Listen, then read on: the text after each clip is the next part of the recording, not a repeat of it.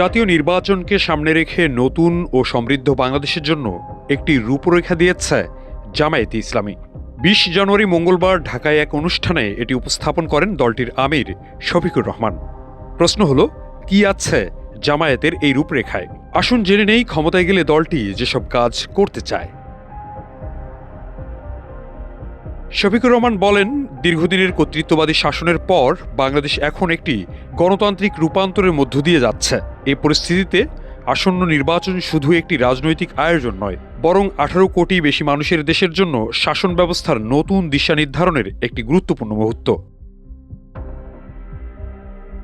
জামায়াতের রূপরেখায় বলা হয়েছে, শিক্ষিত তরুণরা যোগ্যতা অনুযায়ী কাজ পাচ্ছে না, নারীরা এখনও নানা বাধার মুখে পড়ছেন, প্রতিদিন কঠোর পরিশ্রম করেও কোটি কোটি মানুষ দরিদ্র হয়ে যাচ্ছে। জামায়াত ক্ষমতায় গেলে এই বিষয়গুলো সৎভাবে মোকাবিলা করা হবে। জামায়াত আমির বলেন, শুধু অর্থনৈতিক প্রবৃদ্ধি সাফল্যের মানদণ্ড হতে পারে না।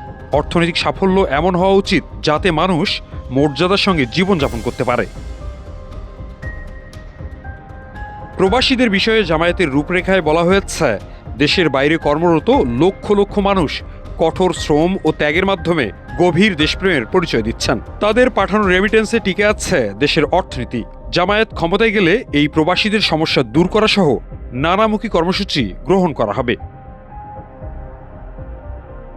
অর্থনৈতিক চিন্তায় পরিবর্তন আনার কথা উল্লেখ করে জামায়াত আমির বলেন, কর্মসংস্থানকে বিনিয়োগের পার্শ্বফল হিসেবে নয়, বরং এটি রাষ্ট্রের অগ্রাধিকার হিসেবে বিবেচনা করতে হবে। ক্ষমতায় গেলে ধীরে ধীরে সকল খাতের শ্রমিকদের আনুষ্ঠানিক খাতে যুক্ত করা হবে বলে জানিয়েছেন শফিকুর রহমান।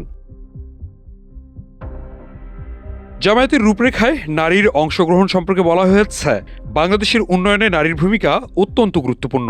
নারীর অংশগ্রহণ বাড়ানো শুধু ন্যায়ের প্রশ্ন নয়, এটি অর্থনৈতিক প্রয়োজনীয়তা। এজন্য সরকার গঠন করলে নারীর ক্ষমতায়নে ব্যাপক কর্মসূচি গ্রহণ করা হবে। জামায়াতের রূপরেখা প্রদান অনুষ্ঠানে আমেরিকা যুক্তরাজ্য, চীন, ভারত, পাকিস্তান সহ বিশ্বের বিভিন্ন দেশের প্রতিনিধিরা অংশ নিয়েছেন। এছাড়া অর্থনীতিবিদ দেবপ্রিয় ভট্টাচার্য, সুপ্রিম কোর্টের সিনিয়র আইনজীবী শাহদিন মালিক সহ অনেকেই উপস্থিত ছিলেন। Ashraful Islam Rana, desk report.